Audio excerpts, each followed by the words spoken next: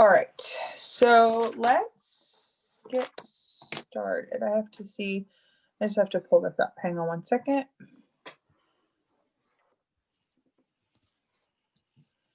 Where am I going?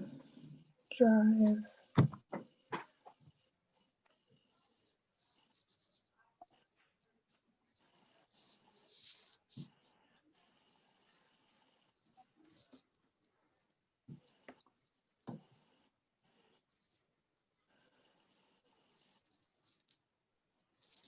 Whoops. Okay. Open in.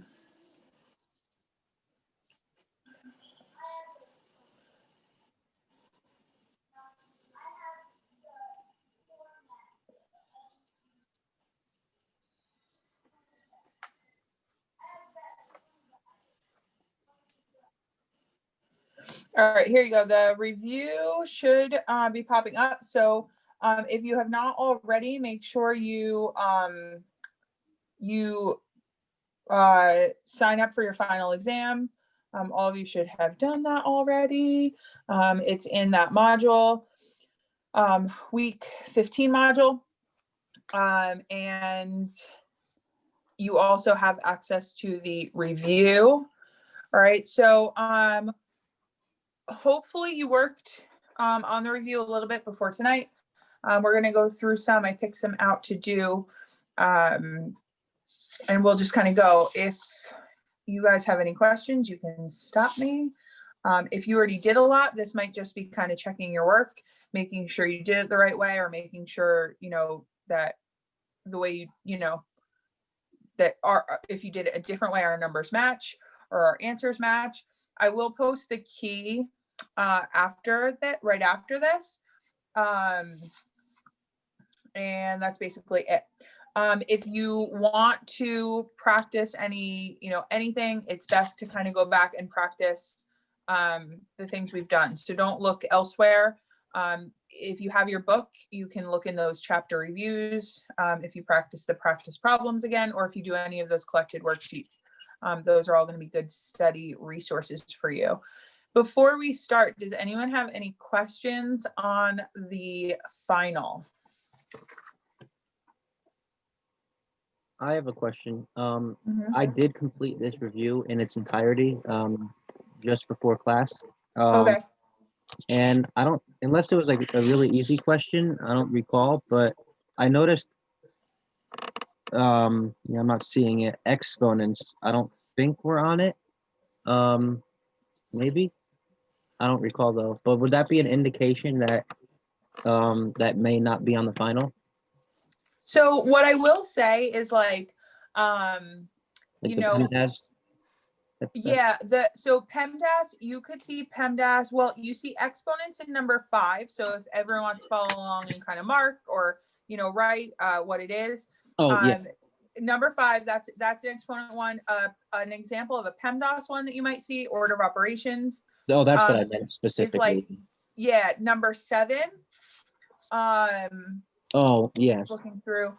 Another exponent one, like the opposite exponent one, was number 11.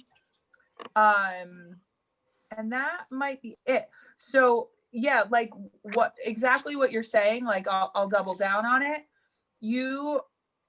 I won't say could there be something on the final where it's not on the review and it's on the final? Absolutely, because they didn't just go through here and literally change numbers. There are different questions on here.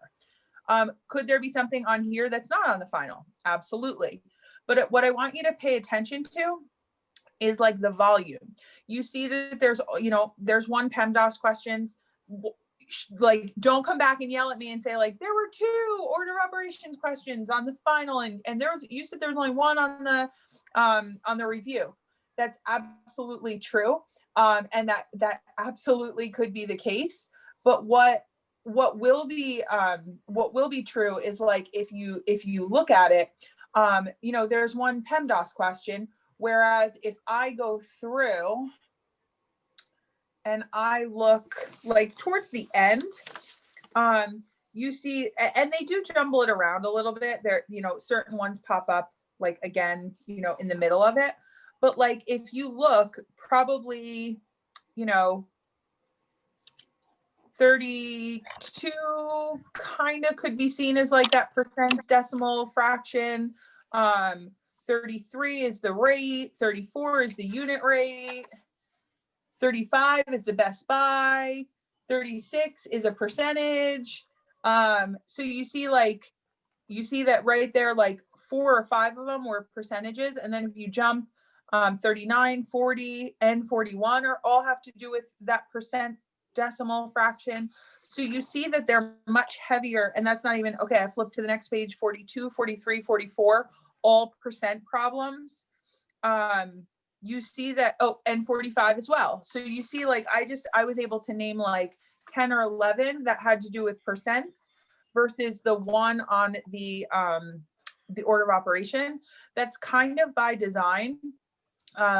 They're going to assume that you've already been tested on order of operations at some point in the semester, right? So that was midterm 1 for us. Whereas percents, you haven't been tested on it. Have you had, weekly stuff? Have you had a quiz on it? Sure. But you haven't really had that, like that college put out, thing, assessment, the summative assessment, to kind of hit on that. So hopefully you guys kind of got a feel for like where the heavy material is, whereas some of the other stuff, like they just, it pops on and it pops off and it's gone. Does anyone have any other questions about the final? Does anyone want to show me their calculator before we get started and kind of jump into these problems? The final link gonna be like through Canvas, or do we have to go through a separate thing? Nope, it'll be the same way. So it'll be a page which will be in the module. It'll probably be, I don't think I made, maybe I did. Hang on, I have it up. Let me look. So I have a module that's not open right now, and I already have the page set up. It says final exam, link for final can be found here. So you're going to have to go into the module. You're going to click on that. Now in that page, you're going to see all the different times and all the different links for when people signed up. You have to click on the one that you signed up for. Okay. There's a couple reasons for this. Number one, if it's not that day or time, it's not going to open up for you. Number two, if it hasn't been assigned to you, it's not going to open up for you.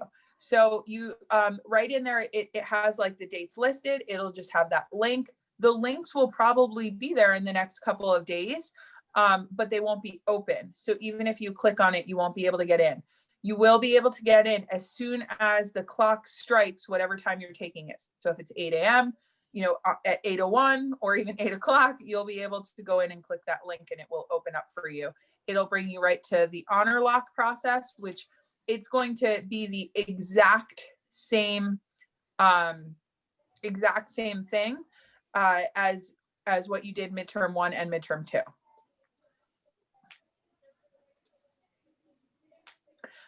Just a note about your grades too. I pretty much went through, there's a couple of things I just have to, like a couple of the last lives that we had, or stuff that I have to put in, but most of the stuff is in.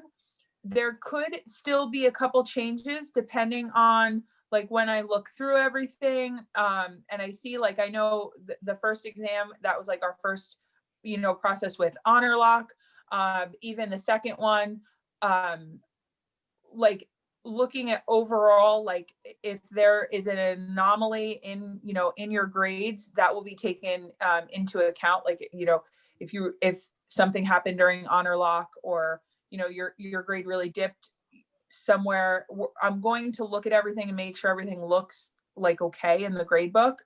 I also have to go in and make sure that it dropped your lowest quiz grades, or lowest quiz grade. That I said at the beginning it would drop. So your grade, the grade in the grade book is not, I don't want you guys to take it as like, it's not final. It's an estimate. If this was not a class on Canvas, if this was not a remote class, you might not see any of your grades in my grade book. You could keep track of your own, but you wouldn't be able to see Your grades, like real time, live time, you get, a quiz handed back to you every week or whatever. So it is an estimate. If you have any questions about your grade or you want me to look more closely at it, you can just send me a message in Canvas in the next couple of days and I will. Please, please, please go through and see if any of those zeros are things that you handed in or that you have and that you handed in, because again, just those collected assignments, that's where a lot of those zeros are sitting. Okay.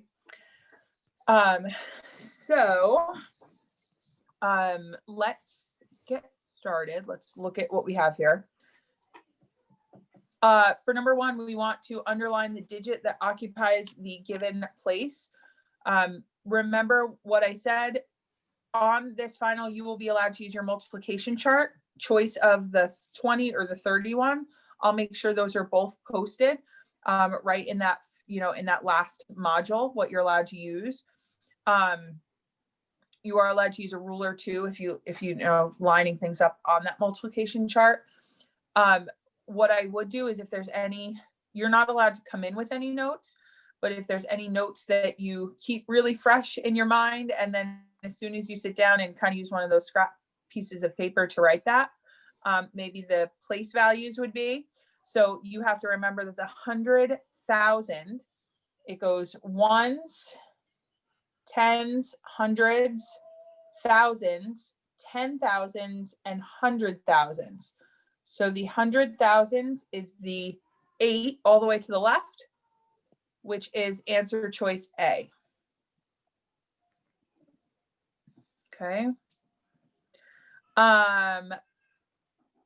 Number 2, rounding to the nearest 10. So 10 is the second place in, that's at 9. So when we round to a place, that means that's the place we're underlining. We want to circle the one to the right of it. Okay. And that's the one that's dictating what happens to the underlined one.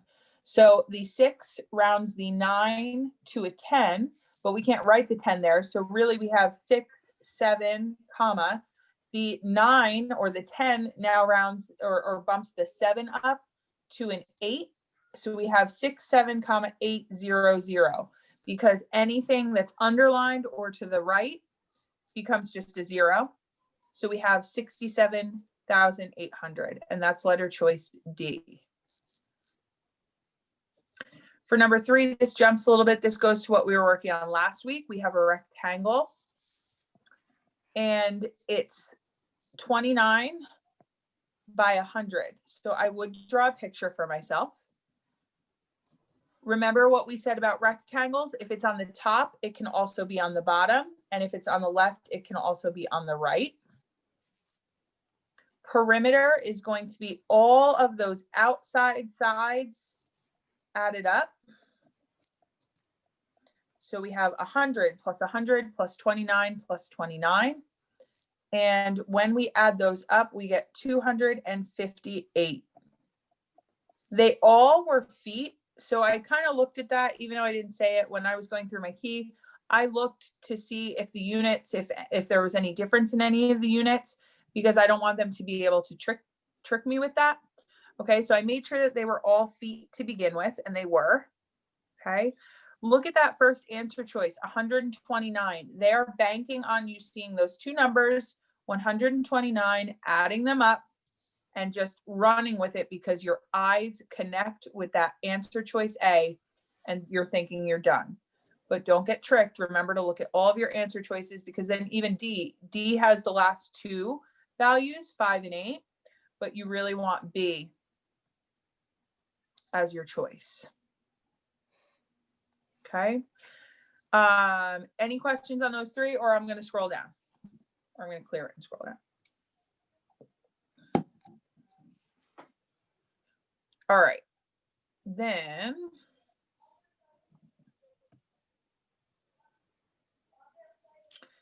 a spreadsheet contains 672 entries in a rectangular array, which has 28 rows. So if I were to list all of the rows out, which I'm not going to count 28 of them, that means going down, there's 28 rows. Okay. There's some amount of rows going across that when I add up all the seats, or I multiplied the 28 with this mystery number, I get 672. Okay, so 28 times something gets me 672. If you have that 30 by 30 multiplication chart, you can see, you can follow the 28 across and see where you get to the 672. If you want to divide 672 by 28, you can get the answer. Or if you wanted to guess and check it, all right, you could also do that. 28 times something, hopefully it equals 672. Right off the bat, you know that 644 and this number are out. Definitely C, because 28 times 18,816 would be way bigger than 672. The 644, again, you're multiplying. Once you know you're multiplying 28 by something, 28 times 644 would be way too big of a number. So basically you're down to a 50-50 shot, and 28 times 24 is your answer, 672. All right, number 5, we have 10 to the second power, which really means we have 10 times 10.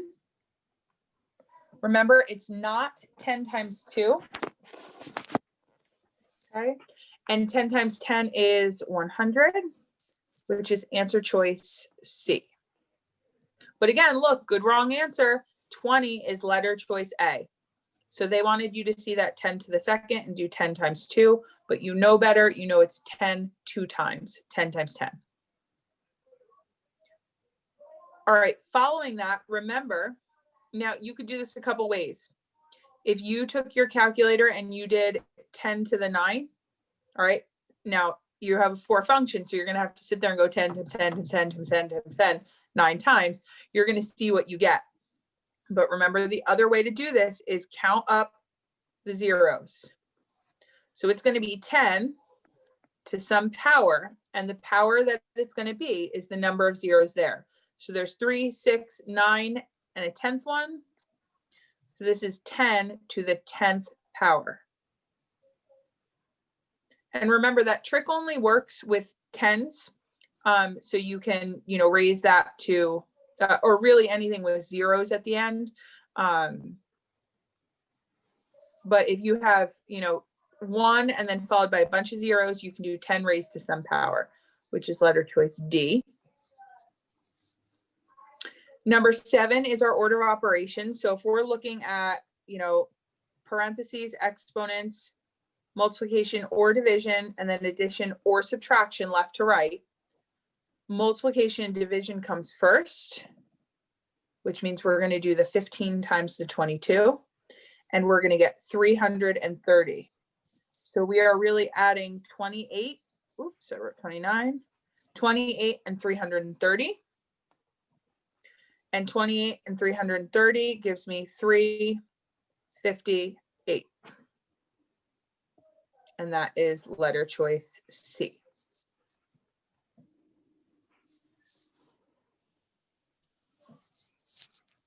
All right. Any questions on 4 through 7?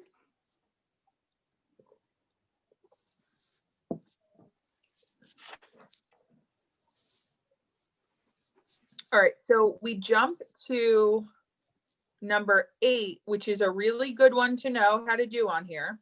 Hint, hint.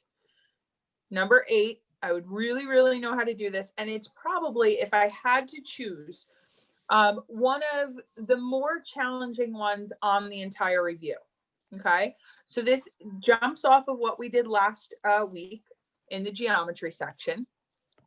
And we need to start by thinking about how we get that shaded area, which is that area inside here.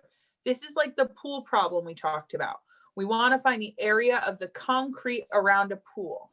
In order to do this, we have to find the area of the big rectangle, and we're going to subtract out the area of the little rectangle. Now, both rectangles have an area formula of length times width. So we're doing that for both of them. Now, the big rectangle here, if I ignore, here we go. If I ignore that pool structure in the middle, the area of this large rectangle is going to be the length and the width, which is 27 times 16, which ends up giving us 432. Now, here's the trickiest part of this. If I need the dimensions of the inner rectangle, I have to account for how much concrete is, because I'm going with my pool example, we have to account for the 2 feet of concrete that's on either side of the pool. So this whole length, and notice I'm going to very strategically do it along that line because I know this whole thing here is 27. I know that this is 2. And I know that this is 2 over here because they told me, I have a visitor. They told me that there's 2 feet of concrete all the way around.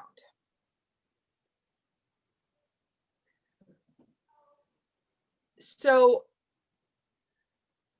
since they told me that, I know that there's 2 on the right and 2 on the left, but all together, we have to add up to 27. So 2 plus something plus 2 equals 27. In order to find that missing piece, we can take 27, which is the whole thing, and we can get rid of the 2 on the left and the 2 on the right. So 27 minus 2 is 25. 25 minus 2 more is 23. So the length of our pool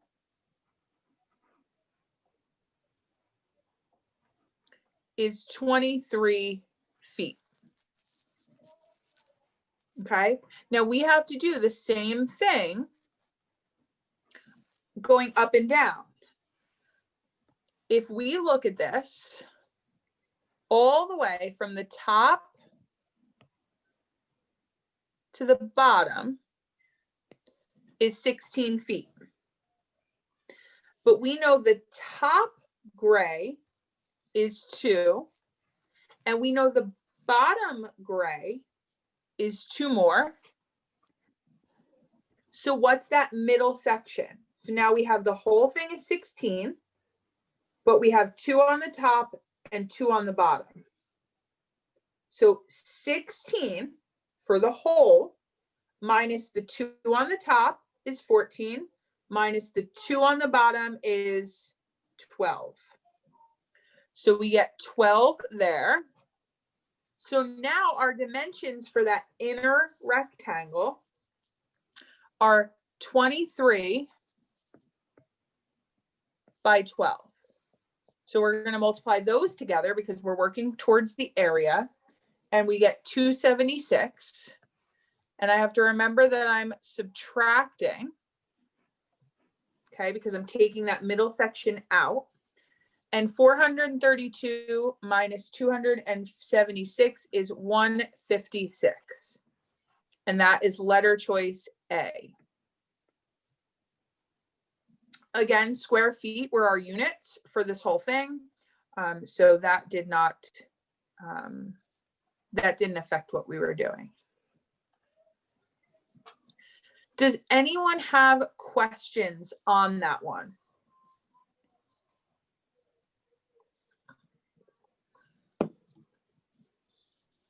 That is a very, very good problem to know how to do.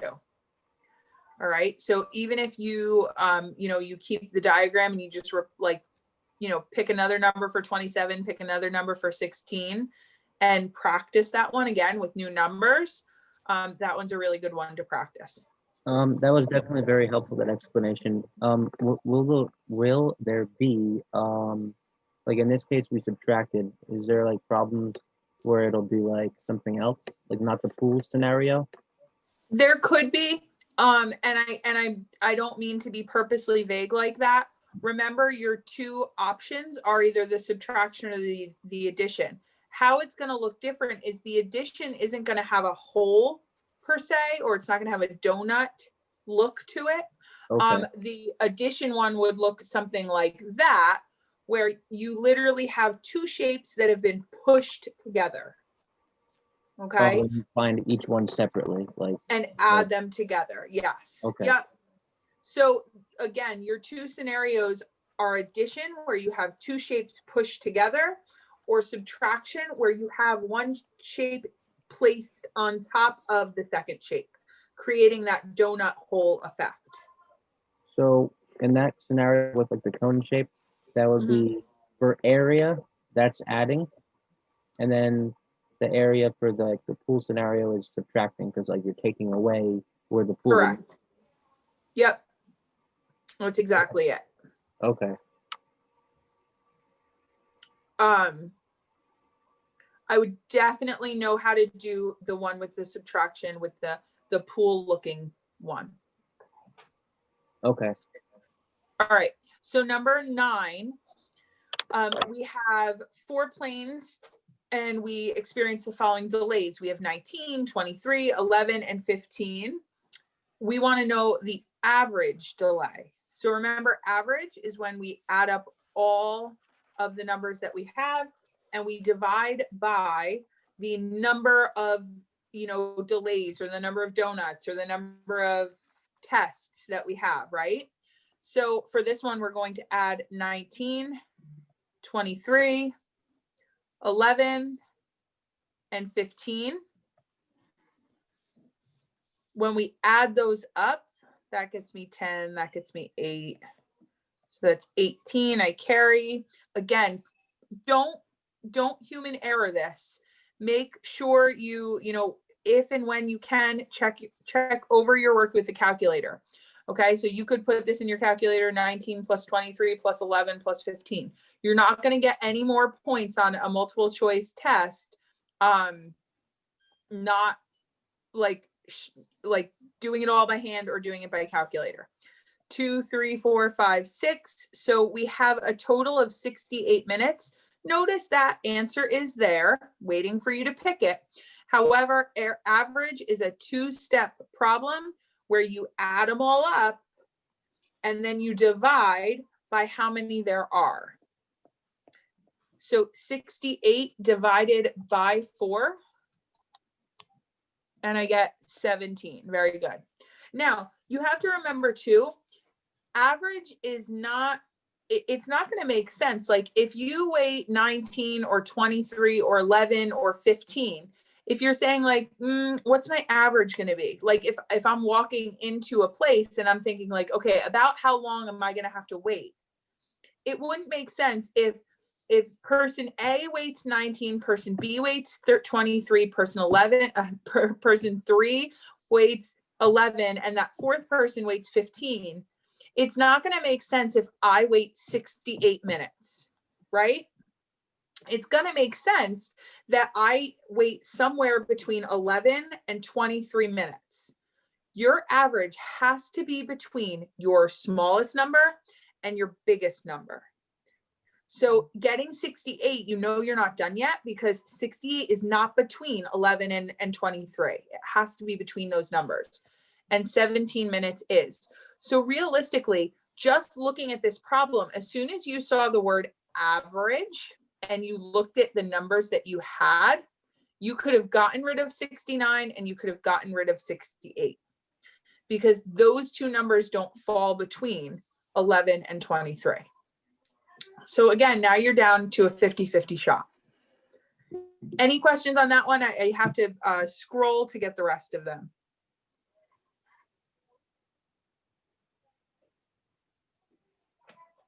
I don't have a question on that one, but I have a question on like you talking about showing the work or not showing the work. Yeah, I know you gave us like extra time to submit it and whatnot after the test, but it's not required to like if it can be done by the calculator. I'm saying we don't have to show the work unless it correct. asks for it. I don't know if it's going to. Correct. This is a multiple choice exam.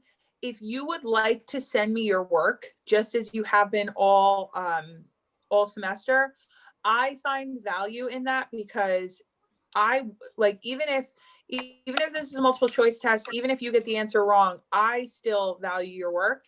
And I still want to look through to make, to see if it was a big mistake or a small mistake or whatever.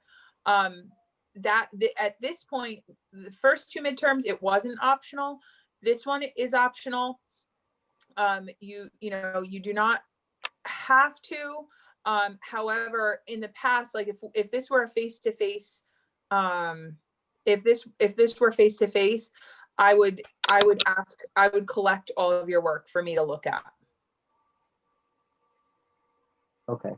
So on the two midterms, doing the work didn't really count. No, your work did count. On the two midterms, your work did count. You had to hand it in to me. Okay. You had to hand it in. And Okay. And remember, I have less leeway with the final because this is put out by the college with a lot of rules attached to it than I do on the midterms. They're still rules. They still are governed by the college, but I have a little bit more leeway with how I grade them. The final has to be graded in the same manner. Every single teacher who teaches this course, every single semester. Okay. Okay. All right. So looking at 10 and 11. So tuition at your college is $37 per credit hour. I don't know where this college is. I'd like to go because I've paid a lot more for classes, and I'm sure you guys are paying a lot more for class or per credit. You are planning, and now here's the trick of this one. And when I say trick, they're not really trying to trick you, but this is where you can get stuck. You are planning to take 4 3-credit hour courses. Okay. What will your tuition bill be? Now you can do this 2 ways. You can multiply them one at a time. You can deal with the 4 classes and then the 3 credit hours. You could do the credit hours and then the classes in either direction, or you can figure out how many credits you'll be taking the whole semester. So if you're taking 4 3-hour credit classes, you're really taking 12 credit hours, right? Because each class is 3 credits and you're taking 4 of them. So 3, 6, 9, 12. Then each of those credit hours is $37. So you're going to multiply 12 by 37 and you're going to get 444. That's what I got. I got 444. But were you saying like there's a second way to do it? Like besides multiplying the 4 and 3 first? Yeah, so you can do 37 times the 4 classes you're taking. Okay. And then you would get 148, which notice that's there too. And then you take 148 times 3 and get the 444. Oh, okay. The order in which you do it doesn't matter. So you could also do 37 times 3, which you guessed it, comes out to 111. There's your good wrong answer. And then you take 111 times 4 for the 4 classes and you get 444. Either way, you're going to get 444 as long as you do both steps at some point. Okay. Thank you. Okay. For number 11, you have 5 to what power, 7 to what power. So answer choice A is out because there's no exponents. It says write this using exponents. So A is out. Now C could be in because realistically, There is an exponent of 1 on both of those numbers, so don't cross that one out.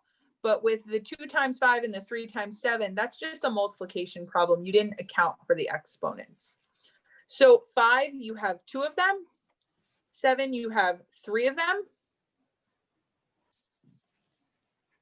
And that's all they wanted. That is letter choice B.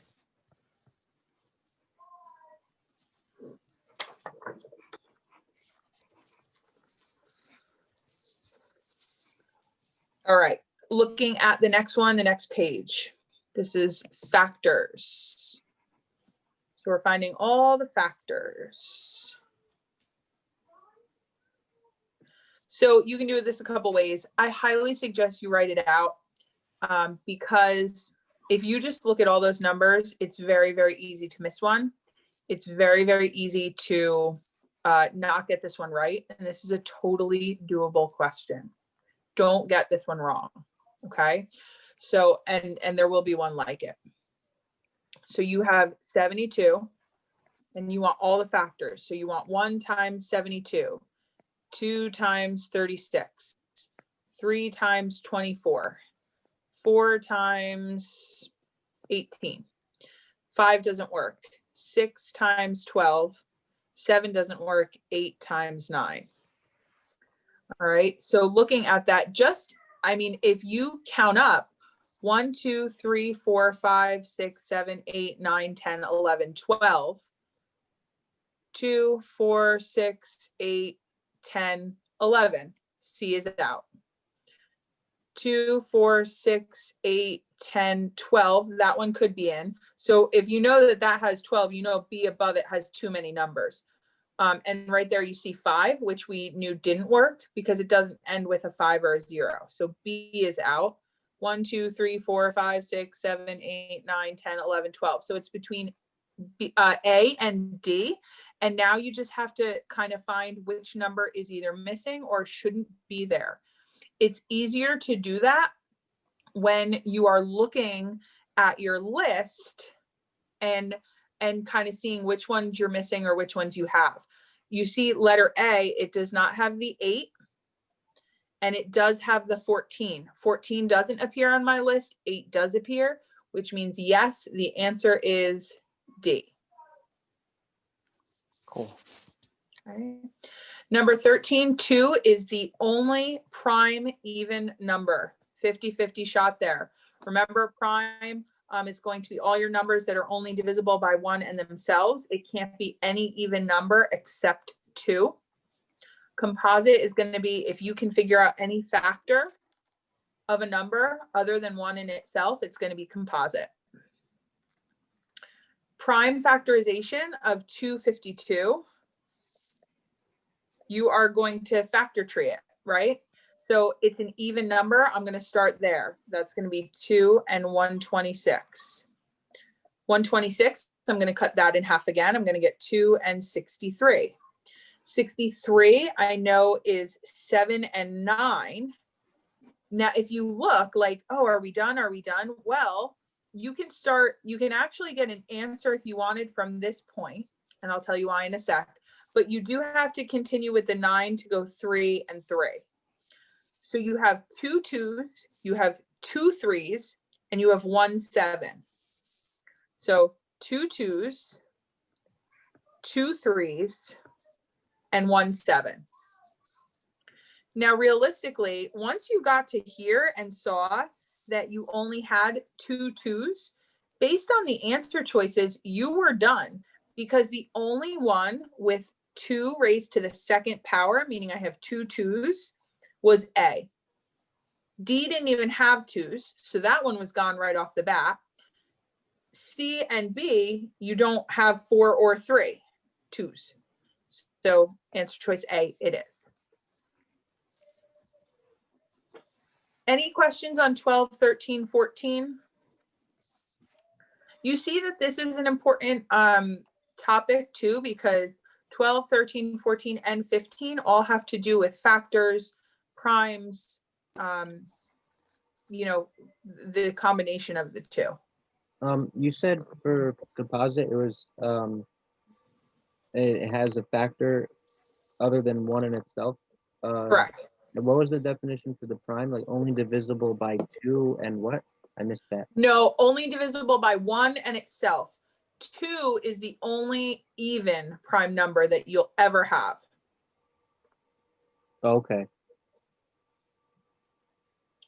Oh, that's the All right. exception. Yes, that's the exception to the rule. Now, LCM, I'm going to clear this. LCM, we talked about, and there was a way to do it. Now, if you don't remember that way, I'm going to show you the way to find one other than that. Okay. But this is one where I believe, without looking at the answer right in front of me, if you did this the long way, it would take you forever. Okay. So remember, in order to find LCM, you start with the prime numbers. You start with those factor trees. So I'm going to break this down. 2 and 24, 2 and 12, 2 and 6, 2 and 3. Okay. Breaking 162 down, I have 2 and 81, 9 and 9, 3, 3, and 3, 3. So I have 1, 2, and 4 3s there. 3 is prime, so we just have 1 and 3. So remember, this is where we need to find the common factor for all of them. And that could be a lot. So the common factor or factors, and I can't highlight, so you're going to have to bear with me, is a 3. I have 1 3 all the way across. So with that 3, I'm just going to take it one time. Okay. And then you have to multiply it by everything else that's there. Okay. So you have times, and look, we have 1, 2, 3, 4, 5 2s. So 2 times 2 times 2 times 2 times 2. And then 3 3s, 3 more 3s that didn't partner with anyone else. And then the 1, which doesn't really help or hurt us. So you need to do that in your calculator, and you need to make sure you don't hit any wrong buttons or human error this, because it would be easy to do on a 4-function calculator when you're looking at this. 3 times 2 times 5 times. All right, wait, what did I?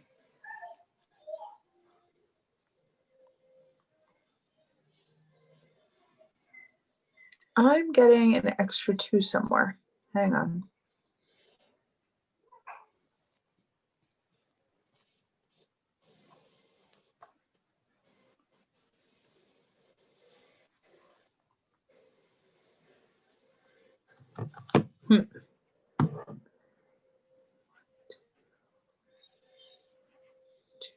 All right, so when you multiply that, you get 2592, which I can't remember if I had a typo on my answer key, or that I found a typo on my answer key.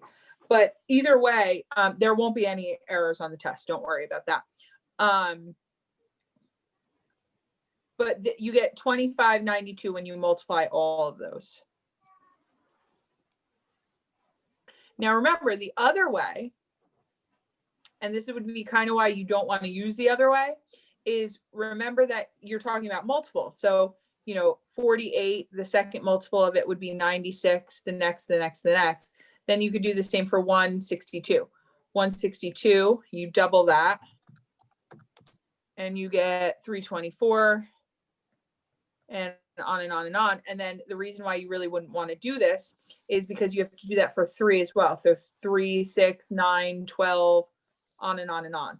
So you're looking for the first time that those 3 numbers line up. And if you're doing that with the multiples of 3, so if you're counting by 3 all the way up to possibly 2,500 or even 1,200, that's going to take you a lot of time. Okay, so break them down using your factor trees, and then go ahead and find your partners, and then multiply all your extras as well. All right, and then number 16, I'll jump back if anyone has any questions on that one, but number 16, you have an improper fraction because you have the bigger number on top. Did anyone have any questions on either 16, the improper fraction, or the LCM one? Is there a case where we would, because I only remember doing the factor trees, but I don't remember doing the 48, the long way that you said. Like, will that be like to our benefit depending on the problem? No, the only way it would really be to your benefit is if the numbers are way closer together. And it really works better with when there's just 2 of them. So like say 6 and 7, so like say you're looking for the LCM of 6 and 7.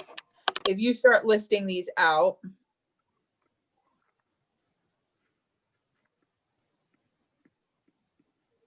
and I'm just listing, so multiples. So remember, this is like, if you look across your multiplication chart, these are the numbers you're grabbing. And I keep doing this. The LCM of 6 and 7 is 42 because that's the first spot where you see a common number. But with 48, 162, and 3, when there's that big of a gap between 3 and 162, it's going to make this almost impossible to do in a timely manner with those 3 numbers.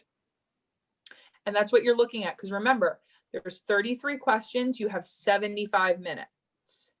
So if you do the math on that, it's about a little under 2.5 minutes per question. Now, what does this mean? Well, this is a perfect example. Number 15, you might take 3 or 4 minutes on that problem, even doing it with the factor trees. However, number 16, then you're going to get to, and you're only going to hopefully take 15 to 20 seconds deciding if that's a proper, an improper, or a mixed number. So what you make up in time with number 16, you'll put it towards number 15 or a problem like number 15. Okay, that makes sense. Thank you. You're welcome. All right, jumping to the next page, moving right along. We have number 17, and this is a proportion problem. So remember, the method that we used was we put an X where we were missing a number, okay? And then we cross multiplied. So we multiplied these 2 and these 2, and we got an equation, a 1-step equation. So 8 times X gives me 8X. 16 times 16 gets me 256. And when I divide both of those by 8, because I want to get X alone, I get 32. I think 32. Yes, 32.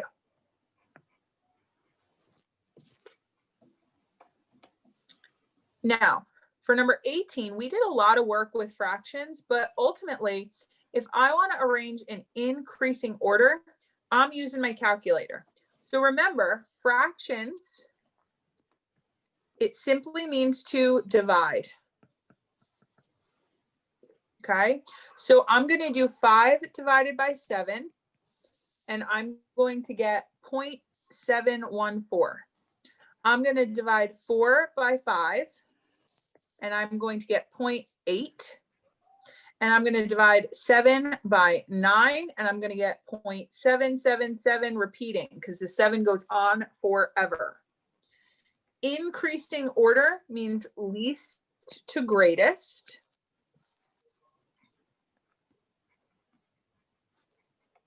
So least to greatest, my least is 0.714 and my greatest is 0.8.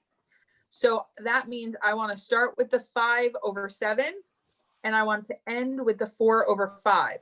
There's only two where I end with the 4/5, and that's B and D. And I wanted to start with the 5/7, so that my answer choice is D.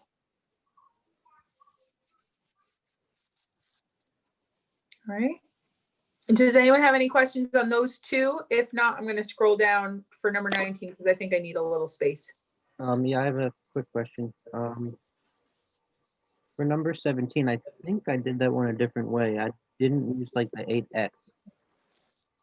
Okay. I just took like, well, like you have 16/8, and then I thought like what 8 times what is 16, and then I put 2, and then I just put the 2 up to the top. 16 times 2 is 32, and then that was my answer, I think. Yes, and that works. There's going to be a lot of ways to do a lot of these. That works best when you have a whole number that you're multiplying by. But say it was like 8 on the bottom and then like 19 on the bottom here. You would have no nice number that multiplies 8 times what equals 19. So that's the only time you would run into problems with that method. If it's a whole number that you're multiplying, the one that you know by, you'll be good to go with that method. Okay, all right. And remember, that sets you up for Algebra 1. So whether you use it now or next semester, you will be using that, that idea of things. Okay. All right, so looking at number 19, Brian was training to run a marathon. During this 3-day period before the race, he decided that he would train for a total of 10 hours. He trains for 1 4/5 on the first day, 2 9/10 on the second day. How many hours would he need to train on the third day? So we need to add the 2 that we have, and then we need to subtract from the total that we wanted. So we're going to have to add, and this might be one of the only fraction ones where you can't get away with truly using your calculator. Okay. 1 4/5 plus 2 9/10. We're going to first turn them into improper fractions. So when I do that, I get 9/5 plus 29/10. They do not have the same denominators, which means that I'm going to have to multiply this over here and this over here.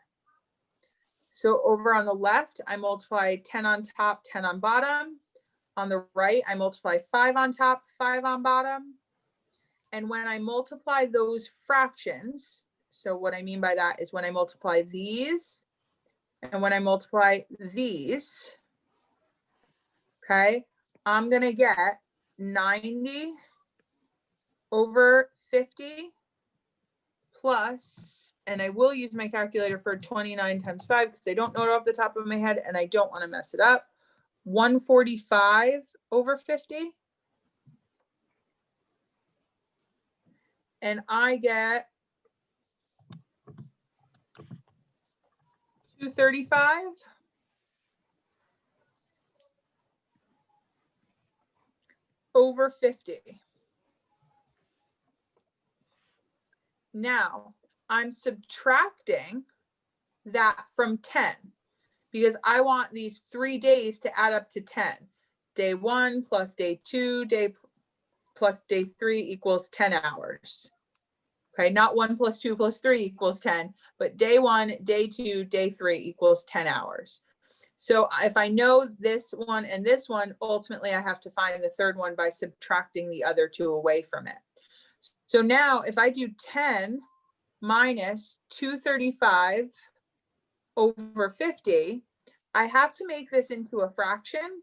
So I put it over 1. And again, I can't subtract without my denominators being the same. So I'm going to set this up for myself the same way. I'm going to multiply here. So I have 50 on top, 50 on bottom on the left. I have 1 on top and 1 on bottom on the right. And I end up with 500 over 50 minus 235 over 50. So now that they have the same denominators, I'm taking 500 minus 235. And I get 265 over 50. And I'm simplifying that. So I know that they're both, I'm going to come down here because I ran out of room. I know that they both have a 5 in it.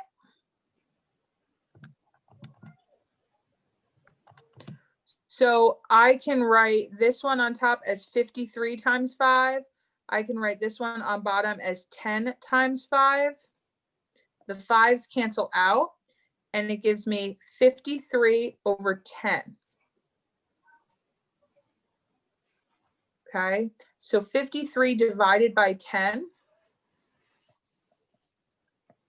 You can do your division on that, or you know, at this point, you could probably put it in the calculator. So 10 goes into 55 times. I get 3 as a remainder. So remember, the way we write that is 5 and 3 over 10. This is my whole number. This is my numerator. And this is my denominator.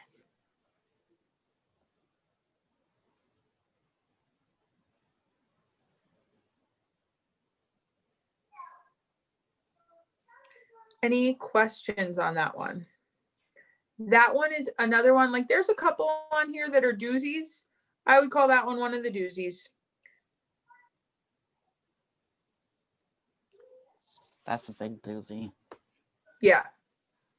Now remember, with your calculator, you could also use your calculator to kind of get this into decimal form. So 1 4/5, we already talked about this, but the 4/5 piece of this is a decimal. This is 4 divided by 5, right?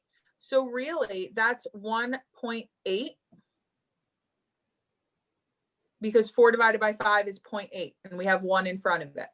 This 9 divided by 10 is 0.9. So this is really 2.9. So if I want to, I can take the decimal, I can convert them to decimals and kind of go this route. You're still going to do the same method. So we take the 1.8 and the 2.9 and we add them together. And ultimately we get 4.7. We take 10 minus 4.7 and we get 5.3, which is in decimal form. Then you have to check which of these fractions, you know D is out at that point because you didn't get 6. But you have to check which of these fractions, when you divide them, becomes 0.3. That's what you're looking for. So whether you go fraction or decimal in this one, you have to know that you're adding up day 1 and day 2, and you're subtracting it from the total.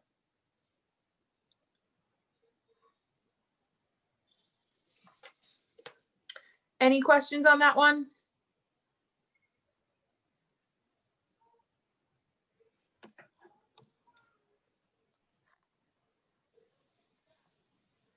All right, let's look at number 20.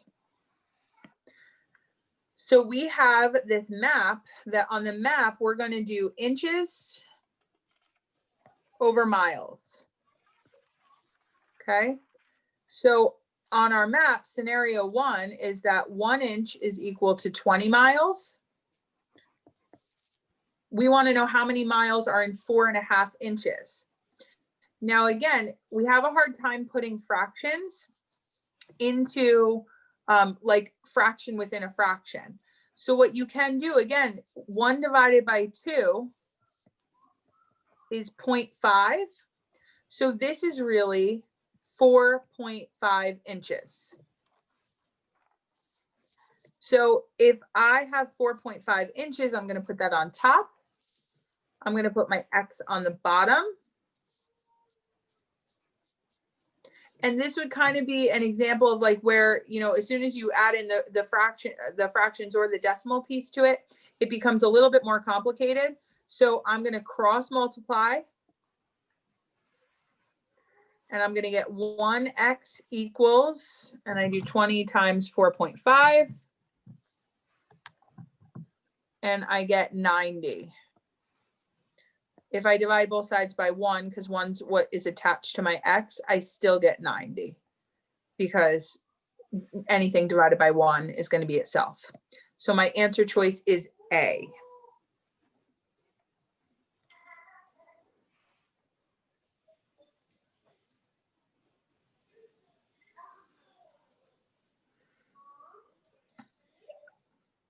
All right, moving on.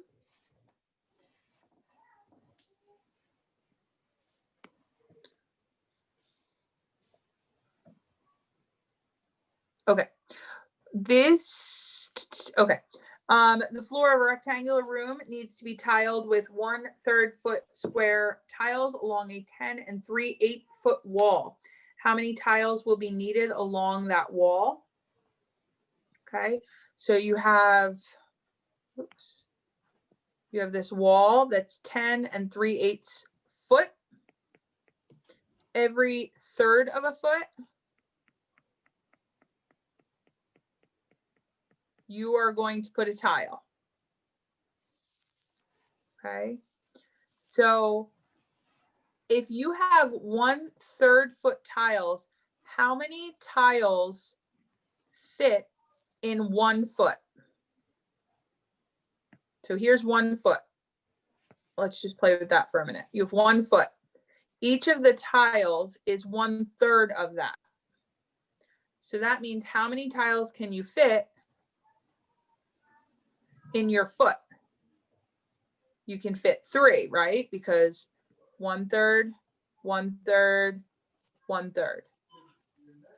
1/3 plus 1/3 plus 1/3 equals 3/3 or 1. So for each foot, you can fit 3. Now your wall is at least 10 feet long. Okay, so if 1 foot fits 3 tiles, 10 feet will fit 30 tiles. Because I multiplied this by 10. So I'm multiplying this by 10. Now that last 3/8 of a foot, how many tiles can you fit there? So if here's half, okay, about how many tiles can you fit?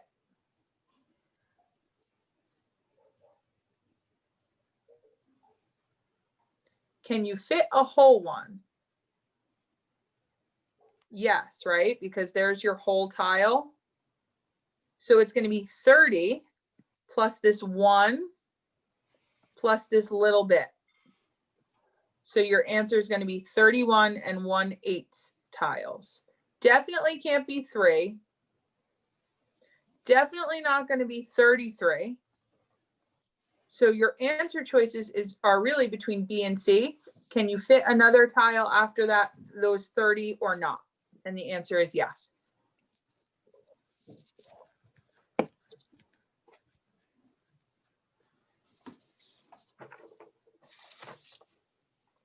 Any questions on that one?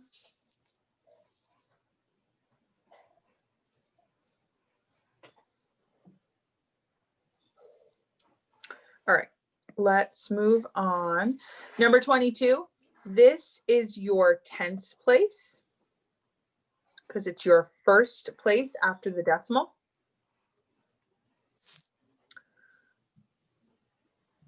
For this one, I would work backwards. That's going to be your quickest way to work backwards.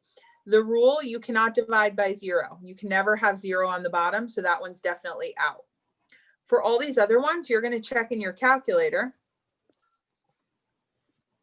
using division. So you're looking, my camera's in the way.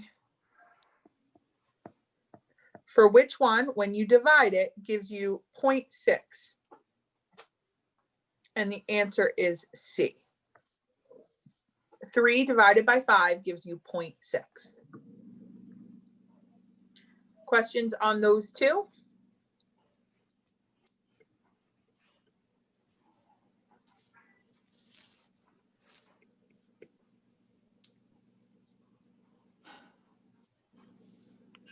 Okay. All right, looking at these bottom ones, they're along the same things. All these decimal ones, guys, they're totally doable. You don't want to get them wrong. Number one, they're good points to get. They're not the doozies. Remember, like you're getting the same amount of points for these doozy problems versus the easy ones, or the simpler ones, I should say. Not easy, but simpler ones, the ones that have less steps. So you want to make sure you earn it's a game. How many points can I get? Lose the least amount of points, okay?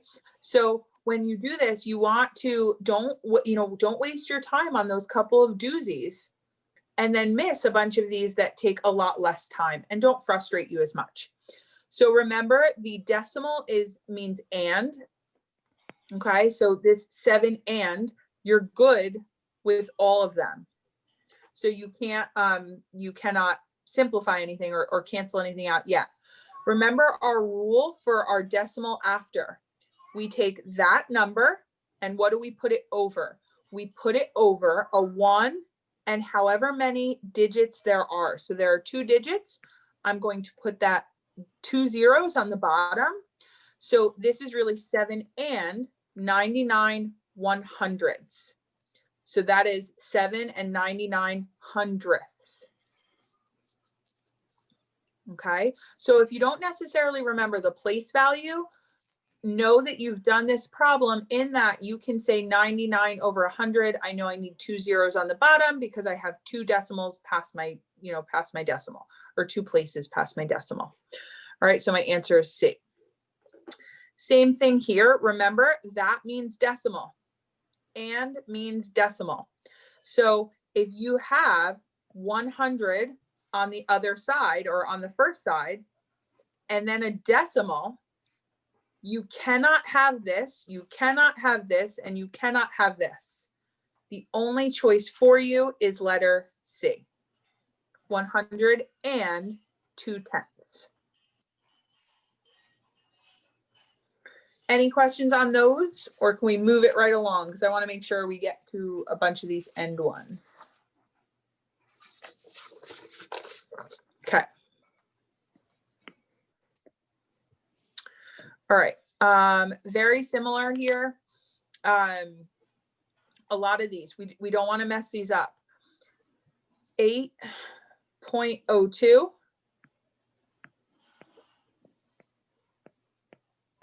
8.002 and 8. Remember, you can place zeros in all the places that you don't have them to kind of show like place value and to make them all equal in a sense. So you're looking from smallest to largest. So smallest is going to be the one that has all zeros. So right away you can get rid of B and D because this one starts with 8 and this one starts with 8. After that, we have 0 in both of these places, but then we have 2 here. So this is going to be the largest. And 8.02 is at the end in this one, so letter C. Number 27, it's tricky in that it looks like it's asking you to do a lot, or it's looking and they say average. So you're thinking like, oh, I need to do the average. No, if you read it, the average mass of a US penny is 5 and 181 thousandths grams. So if you do that one, remember, and means decimal. So if you have a 5 in front of it, you're looking at 5 point. Okay. Ultimately 181 thousandths. So we're going to have the numbers 181 somewhere in there. We just have to decide which spots. So remember, if it's 1,000th, it wants to end on the 1,000th. So this is the 10th, this is the 100th, this is the 1,000th. So this one needs to end in the 3rd spot. So in order to fit this in here, there's no need for any zeros because 181 ends in the 1,000th place when you butt it right up to the decimal. So that is letter choice B. All right, and then here another rectangle. It's 15.7 and 47.2, but this time we are finding area. Notice they didn't go crazy with like the different types of shapes. Know your formulas for a circle, know your formulas for a rectangle. Okay, so area is going to equal 15.7 times 47.2.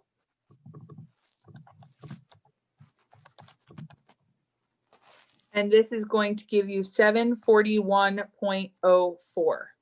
741.04 is letter choice B.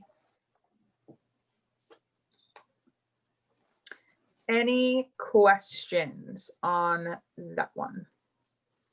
Or any of those three?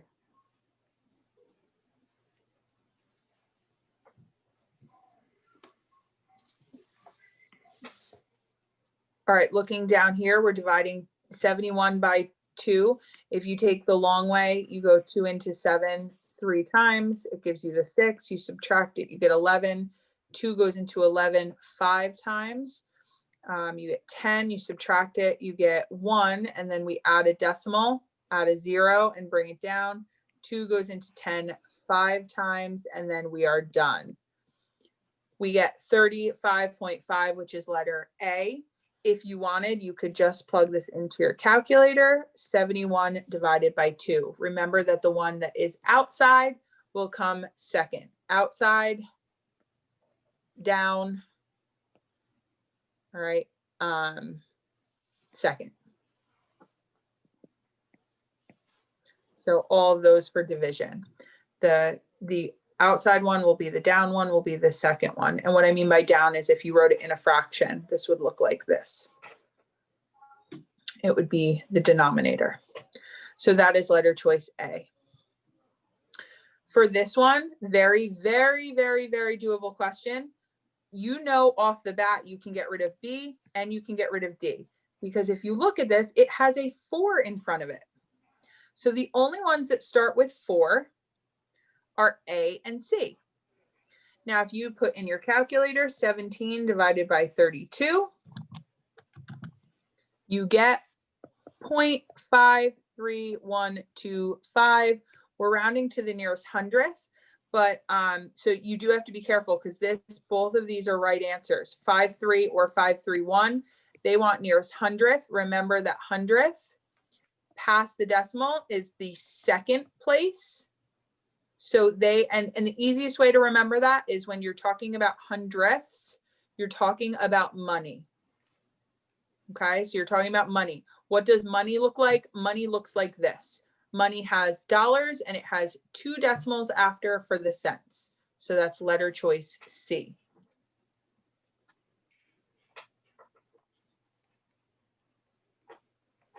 All right, any questions on those?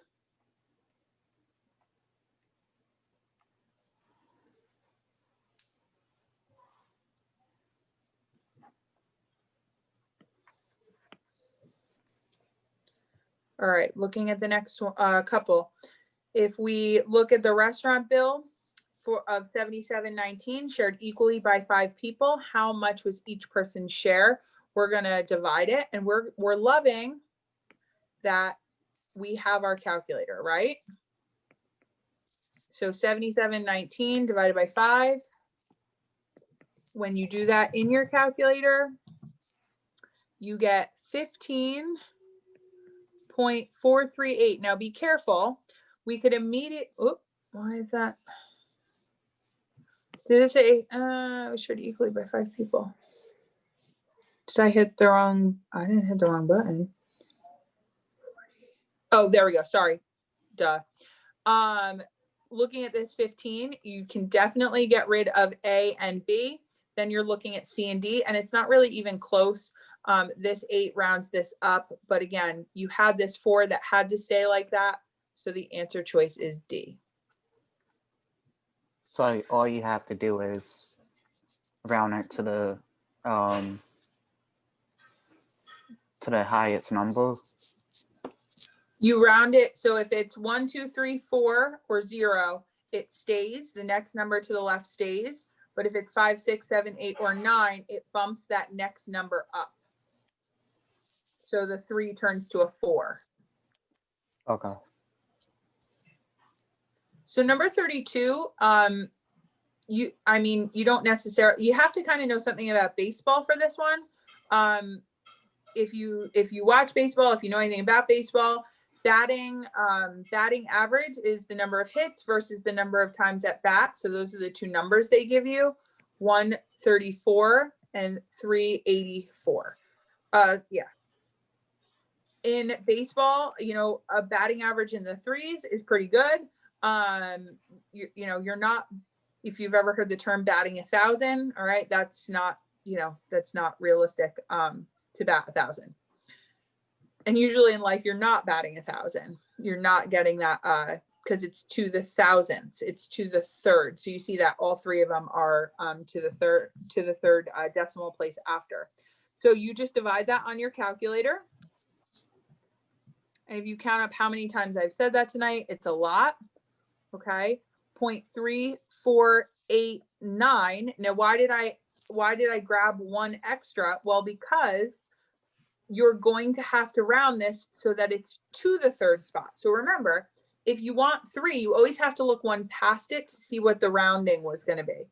So this is 0.349. The 9 bumps the 8 up to a 9. And that is letter choice D as well.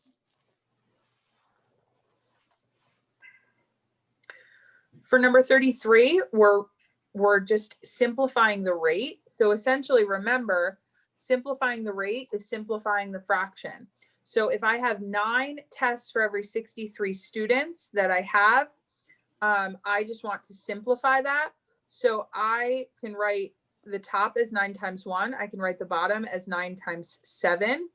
The 9s cancel out and it leaves me with 1 over 7, which means that I have 1 test for every 7 students. You don't want to flip-flop it. Like you can't go from having the 7 on the bottom to now the 7 on top. So it's letter A, right? And it makes sense because you have more students than you do tests. Each student would not take 7 tests, right? Any questions on those 3?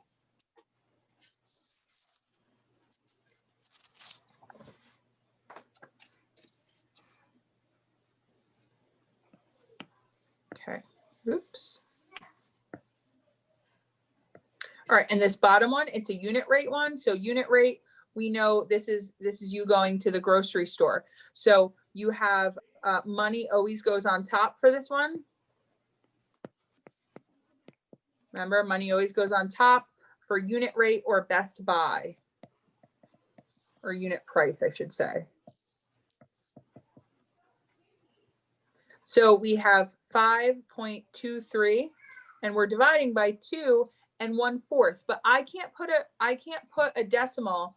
I can't put a fraction into my calculator. I want to turn it into a decimal before I do anything. So before I do anything, I'm going to figure out what 1 divided by 4 is equal to. And 1 divided by 4 is equal to 0.25. So I have the 2 in front and then I have 2.5 afterwards. 2 and 1/4 is the same as 2.25. So then I'm dividing 5.23 divided by 2.25 and I get 2.324. Again, why am I taking it 1 extra place? Because that always determines my rounding. So I pay $2.32 per pound, which is letter choice C.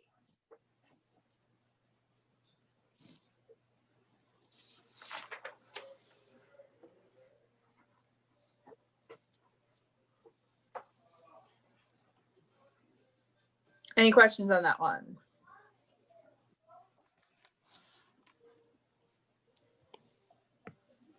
All right, moving on. This is the best buy, so we're going to do exactly what we just did, but we're going to do it twice. So we have 0.80 divided by 8, or we have 0.90 divided by 15. Remember, money always on top. So when we divide that out, we get 0.10 for our first pencil situation. And for the other one, we get 0.06. So remember, our best buy or our better buy is the cheaper. So at 6 cents, it's cheaper to buy 15 pencils for 90 cents. So answer choice B.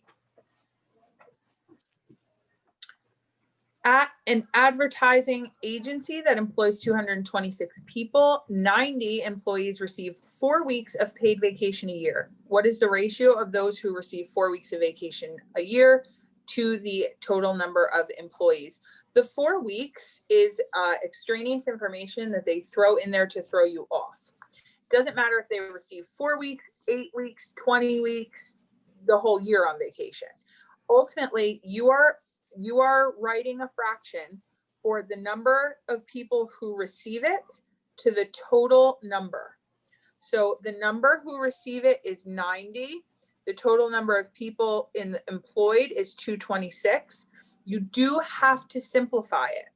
Now, with a number being bigger on the bottom, when you simplify it, the number will still be bigger on the bottom. So you can get rid of C and D.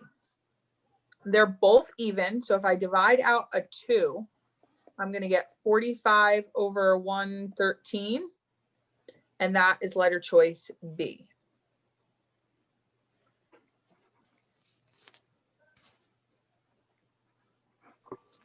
I have a question on number 35. Okay. I got A for that. Because when I did 0.80 divided by 8, my calculator said 0.1, but you put a 0 after it. Even 0.1, remember when you're comparing numbers, So I thought that was like 1 You can- penny against 6 pennies. 1 penny would be 0.01. So remember 0.1 is different than 0.01. 0.1 is 10 cents. 0.01 is 1 penny. Oh, 0.01 is 1 penny, and 0.1, sorry, 0.1 is 10 cents, you said. Correct. Yep. And that's a tricky one. Remember, with money, you can always make it 2 decimals to compare it. And when you make it 2 decimals, you're just going to add a 0 at the end. Okay. Now, this next one. Oh, can you undo the 36? Can you make that go back? I was writing down the correct answer so I can try to do it myself. Yep. Sure.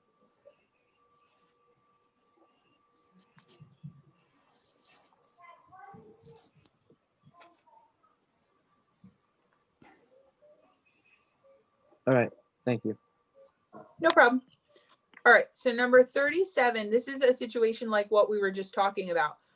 To get from 5 to 9, there's no real nice multiplication to have that happen. So we're going to take the corners and we're going to multiply them, cross multiply them. So we're going to get 5x, and we're going to get 9 times 3.7, which gets me 33.3. And then for both of those, I can divide both sides by 5. Remember, you always want to divide by whatever's attached to the x. And when you do that, you get 6.66, which is letter choice C.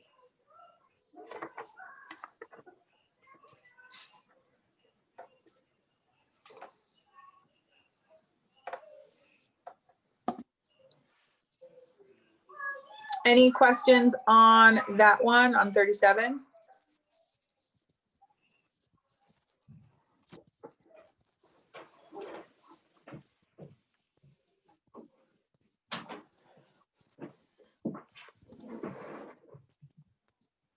All right, let's jump to, now I know we're getting short on time. If it hits 8 o'clock and any of you need to go or want to go, you're more than welcome. Since we have about 12 left. I don't mind going through them. If anyone's on to stick with me and stay, you absolutely don't have to, but I will go through them since we are so close to finishing. Sorry about all the questions.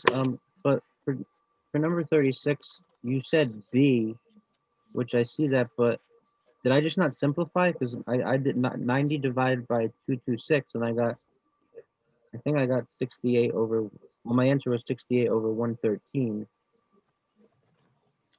So if you, You got 45 over 113, because you had 90 over 226, and I saw divided by 2.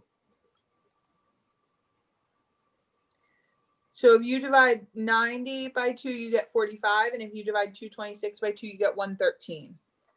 I don't know where the 68, I divided. where did you get the 68 from? Good question. Let me see real quick. 113.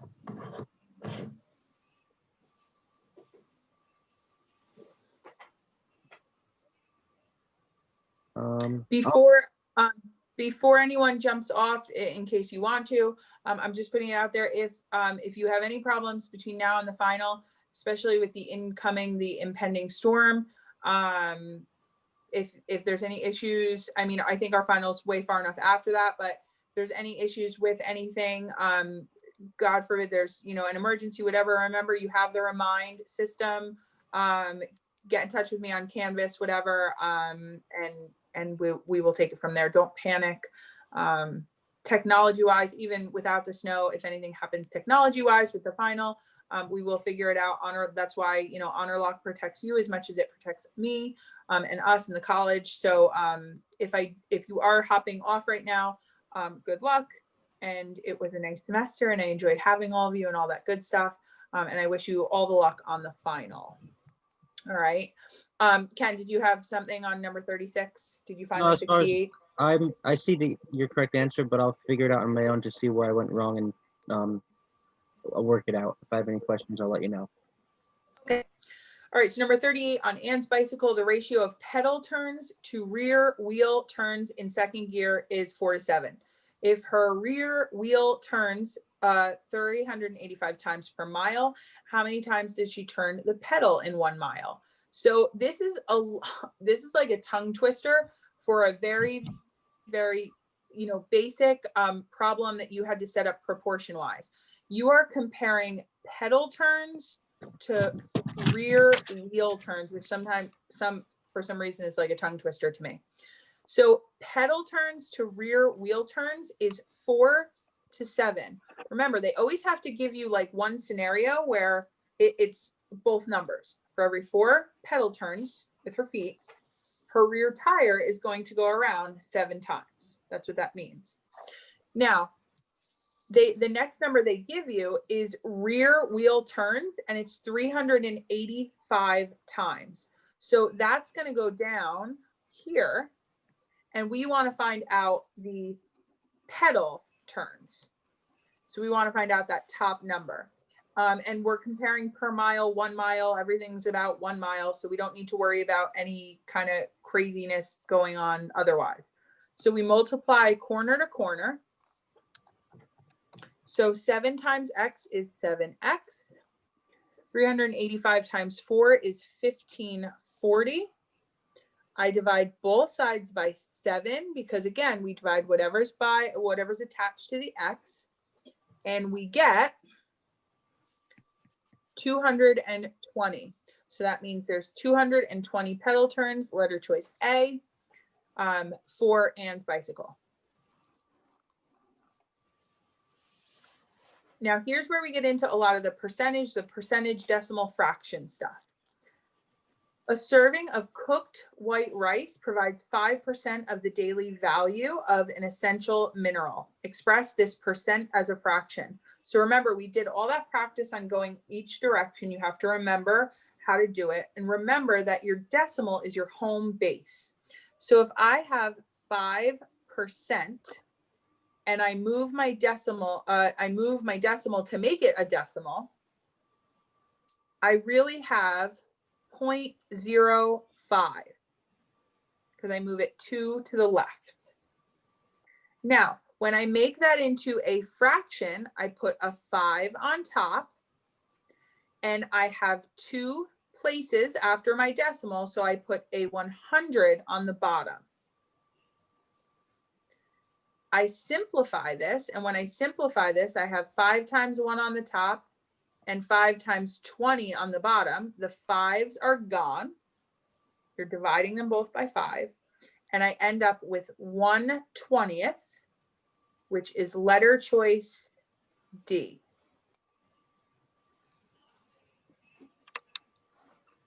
That's what I got. I did that a little differently. I did 5, and I figured it was out of 100 because like everything's out of 100. And I did 5 divided by 100. 5 divided by 100 equals 0.05, and then I turned that into a fraction and then simplified it. Yep, that's perfect. Remember, you can also work backwards. If you know this is 0.05, you can divide all of these in your calculator, and you can see which one of those gives you 0.05, and it would still be answer choice D. All right, rainfall decreased by 0.410 this year. Express the decimal as a percent. So remember, when we are expressing a decimal as a percent, we're going to move it 2 to the right, which gives us 41%. Yep. And that's letter choice B. All right. Moving on from that, Bob scored a total of 462 points out of 545 points total, or possible. And A is given to students who have a course average of at least 90.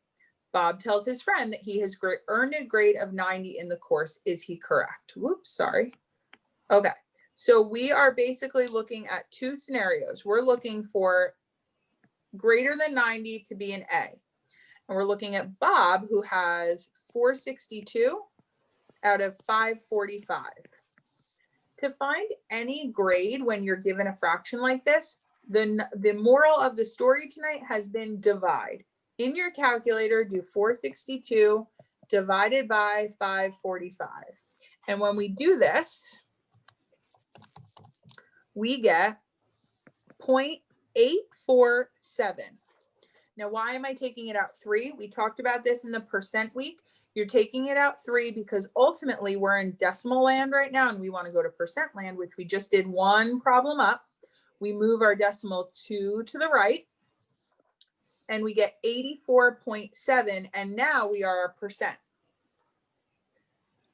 Excuse me. So now 84.7%, did he earn an A? Did he get what he needed to have an A? No. No, he did not. Okay. Any questions on that one?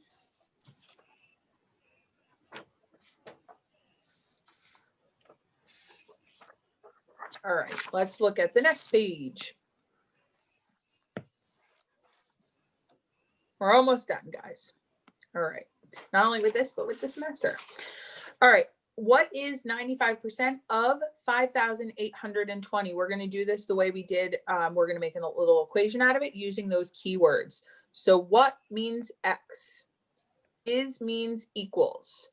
95% means 0.95 because I have to make the percent into a decimal. Of means multiply, and a number is just a number. So we have X equals 0.95 times 5,820. When our X is all alone like this, we like it. That's good. We're just going to do the math. We're going to do 0.95 times 5,820. And we are going to get that X is equal to 5,529, which is answer choice D.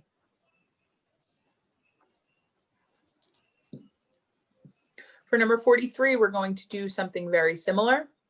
our equation is just going to end up looking a little different. So 22 clerks is just 22. Is means equals 8%. Now be careful here because 8%, we have to move the decimal twice, which gives us 0.08. Of means multiply. What number means X. Clerks is irrelevant.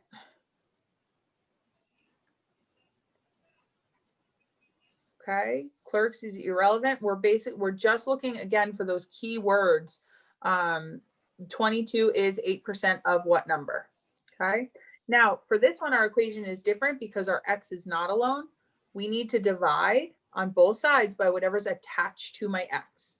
So 0.08 is attached to my X. So now I'm doing 22 divided by 0.08. And I am going to get 275, which is letter choice B.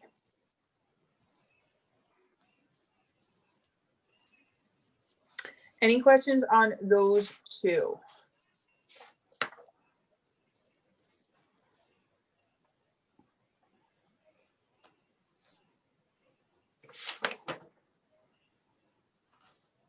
Okay. This bottom one in basketball, Matthew made 83 baskets in 200 attempts. What percent of his attempts were made? This is very similar to the baseball one. A lot of sports analogies on here. So 83 divided by 200. We're going to divide that. We're going to get 0.415. And we're going to be careful here because they want us to find a percent. So if we find a percent, we're going to move it 2 places and we're going to get 41.5%. And we just need to be careful because a couple things. They didn't tell us to round, so we can't round. Okay, so don't round unless they tell you to round. We know 40's out. We really have all these 3 things because no rounding, D's out. So we either have 41.5 and 42.5. Now, remember, we have to kind of account for this 0.5. You know, hopefully 0.5, no, it's 1/2 or 1/2. But if you don't, remember, you can always take this up here, whatever fraction pops up like this, and you can do the 1 divided by 2 to check that it makes sure that it, you know, equals 0.5. It does in this case, so my answer is C.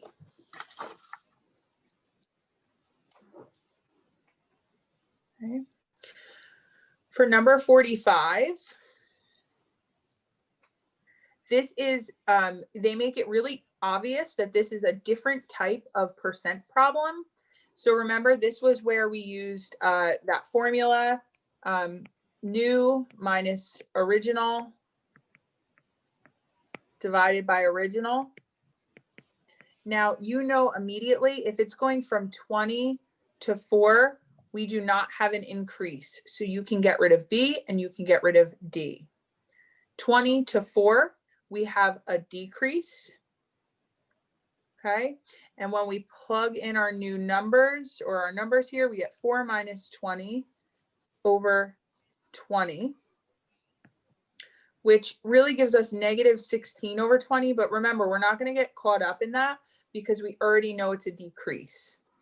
16 divided by 20 gives me 0.8, but that's a decimal. Now, realistically, with the answer choices, we could guess at that point, but remember, all it takes to go from a decimal to a percent is I move it 2 to the right. So I have 80%, and that is letter choice A.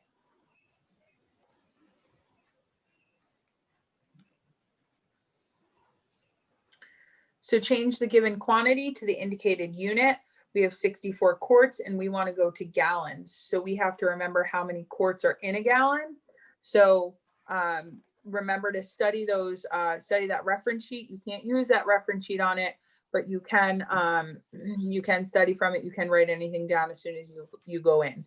So again, you don't have to memorize the obscure ones, but I would know that, you know, how many seconds are in a minute, how many quarts are in a gallon, how many, you know, how many feet in a mile, those kinds of things, how many, inches in a foot, how many months in a year.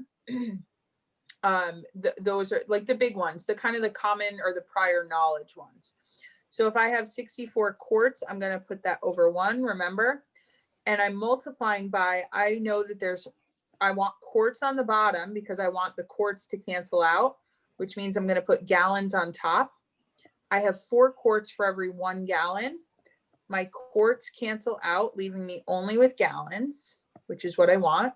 And basically when I multiply straight across, I get 64 divided by 4, which gives me 16.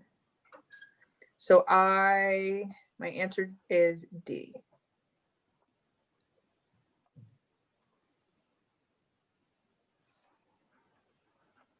Any questions on that? When they get longer, like there was a couple ones, like quarts cancels out, and then when it's just left with gallons, that's a sign that you're done. You want to end up with whatever's here. Oh, okay. When those two match, you're done. Okay. So hopefully it will only be like 1 or 2 steps. I can't make any promises, but hopefully, given that this one was just a 1-step one, I would expect a 1 or a 2-step one, nothing more than that. All right, we have one more chance to practice that here. Actually, 2 more. Jeremy can stand on 1 leg for 7.4 minutes. Express this in seconds. So again, I start with the number that I have, I put it over 1, and then I set up my next fraction. I know I'm going to want minutes on the bottom, and hopefully I can get to seconds, which I can, because I know there's 60 seconds in every 1 minute. My minutes cancel out, leaving me with seconds. That's what I wanted. If you look at all your answer choices, they're all in seconds. And if I multiply straight across, 7.4 times 60 gets me 444, which is the second time that number has popped up, over 1, which is just 444 seconds, which is answer choice A. I got A. Wait, for 47. Yes. But I had way many more steps than you. I did 7.4 over 1 times 1 hour over 60 times 60 minutes over 1 hour, and then 60 seconds over 1 minute equals 26,640 over 60, and I divided it and got 444. So you ended up taking it to hours before you took it back to seconds. So you kind of went in reverse and then forward. That's okay. It just took you more steps. As long as your math is good, you're always going to get the right answer. So what I mean by that is as long as you're not breaking the rules. So if you got minutes to cancel out with hours and then back to minutes and then down to seconds, you did exactly what they wanted you to do. You just took, you took the scenic route. Okay. Yeah, definitely. Thank you. No problem. So with number 48, remember we have King Henry died drinking chocolate milk. Okay, that's the mnemonic device used. Remembering that this in the middle is the base. So there is one thing in the middle. Notice I left room. That's kilo, hecto. Now remember this is deci and deca. So we go in alphabetical order. Right? Deca comes before deci, and then centi, and then milli. Also, all the ones on the right end with E, deci, centi, milli, okay? We are going from meters, which is my base, because there's no prefix in front of it, to centimeters, which means I'm going 2 to the right. So 0.21, I move 2 to the right, and I get B 21 centimeters. It's going to be really important for this one that you remember that mnemonic device or something that will help you remember which direction you go and how many. So King Henry died drinking chocolate milk with that pause in the middle for the base. So any questions on the conversion ones? Notice there's a few of them, okay? So that it's definitely fair game. In this last section, there's been a few of each of them. So likewise, you will probably see a few of each of them on the final. All right, last two. Find the circumference. So remember, circumference is a fancy way of saying perimeter. We can use two formulas. We can use 2 pi r, or we can use pi d. And they're telling you that pi is 3.14. Okay. This 4.4 is d because it's a diameter. It goes all the way across. Okay. Which would mean that the radius is only half of that. It goes from the center out. So 4.4 divided by 2 is 2.2, and that's my radius. So if you want to use that formula, you would do 2 times 3.14 times 2.2. If you wanted to use the diameter, which they gave you, you would do C equals 3.14 times 4.4. Either one is going to get you the same answer. And that is 13.816. And that is letter choice C.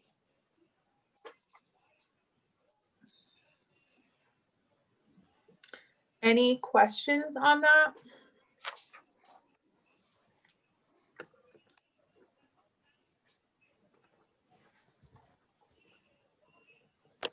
All right, then the last one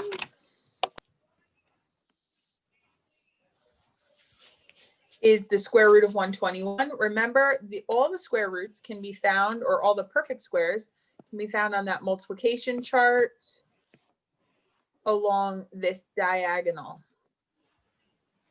So if you find 121 on there and you go either up or to the left, it is going to lead you to the number 11. Okay, 11 times 11 is equal to 121. So that's what the square root is looking for. 121 is equal to 11 because 11 squared is equal to 121. So 11 is your answer, and that is answer choice A.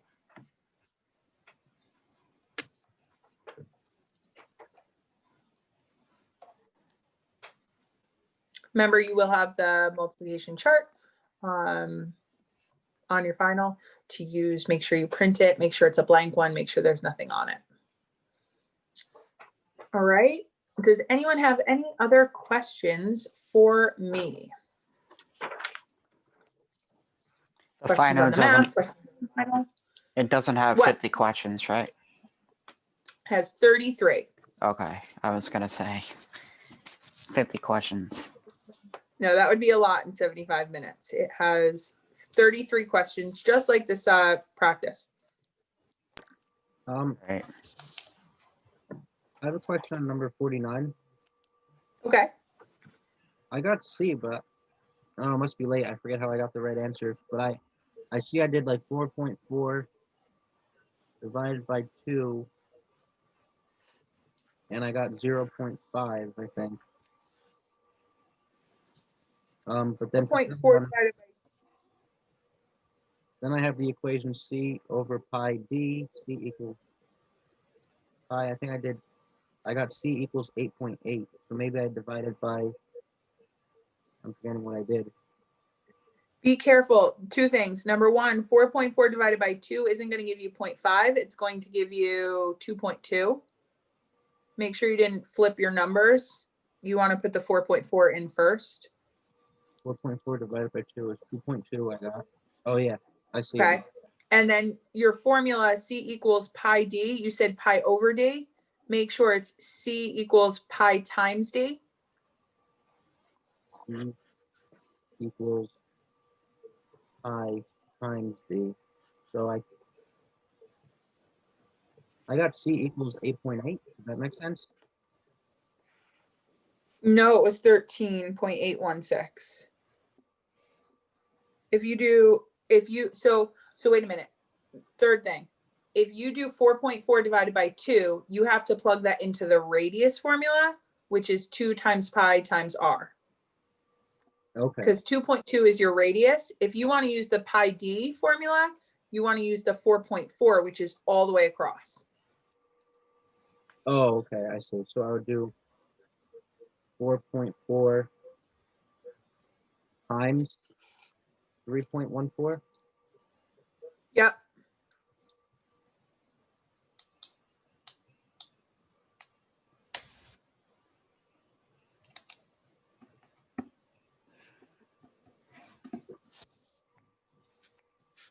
Oh, okay. I see it.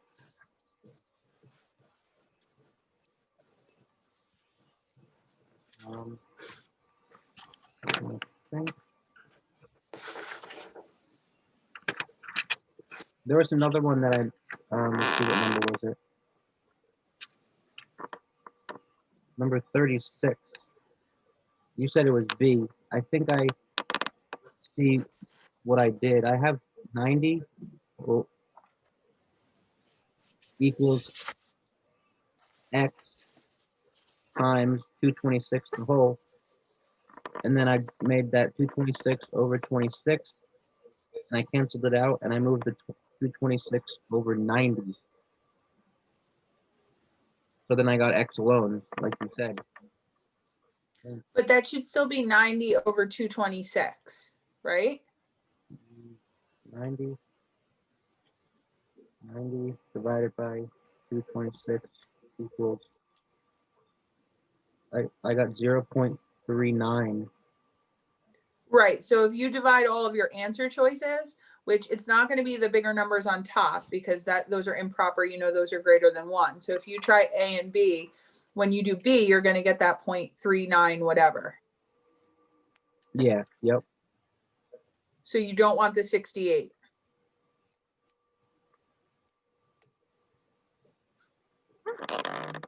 I'm confused where I went wrong though. If you're getting 90 over 226, then you can't end up with 68.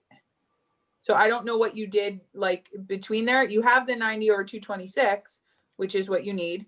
And then when you simplify it, you get 45 over 113 or that 0.39 number. But 68 doesn't come into play.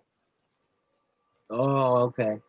90 over 226 is 45 over 113 simplified. Correct. Okay. I see where I went wrong. Okay. Okay. Do you guys have any other questions for me?